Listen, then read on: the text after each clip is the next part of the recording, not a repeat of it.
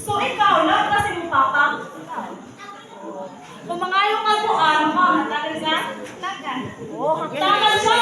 So ikaw na po lang yung papa sa bata. Love niya yung anak mo. Kung ihatag niya ang nagkatuwa sa bahay.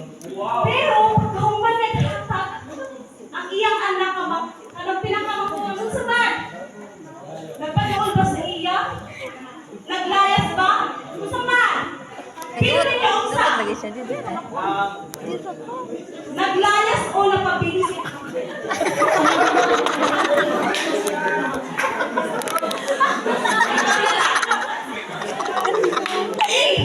Correct si Ate, naglayas ang?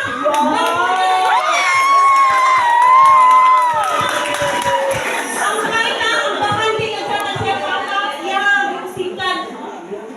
Ang yang ipagpalit ng mga kaon, kanang dili nga importante. Basta yung giinom, o yung sa niya, hangtod, niabot ang panahon niya, wala na ang iyang ang kwarta. Then, usang adlaw, nag-abot ang big bukog. Then, yung wala naman siya yung kwarta. Then, maulan ang tutugan siya papa, kaya mo siyang gituhan. So, kung siyang gitabaho, nahirap, trabaho siya dito sa babuyan. O kung pinaka-worst pa dyan kayo, nagkaroon siya og taho. Kung sa iyang ang kaputo. Ipalod! Ikaw mo yung umang ng taho? Uy! Wala! Wala! Makakasama ba yan ang taho? Sa baboy. Nakakay ka ang baboy. So, ako, nagkaroon siya og taho. Minsan na nagkaroon siya taho. Nahulaan niya nga, hala, dito sa kumamang kay Kuan. Ay lang sila dito kay Lichong Manok. Ako kumamanok, lalit na ayo. Ako, ay narin ako lang. Dahil kahit sa mga nagkaroon siya, balik ko dito sa upapan. Pero balik ko dito, manili na ako nga. Ngayon ko nga, ihang ko na lang kung saan ko nagkuha sa iya. Sumunto, bilang adlaw, ibalik ang katumbang ko dito sa iyahang lugar.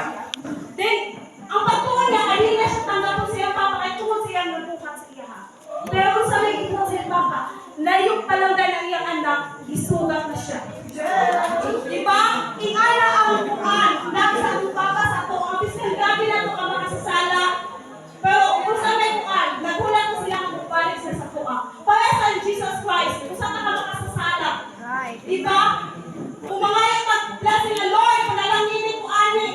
Kung hatagan ako yung trabaho, pero pag hatagan ako blessing, kung saan, nagpalayo ka sa Ginoo. Diba?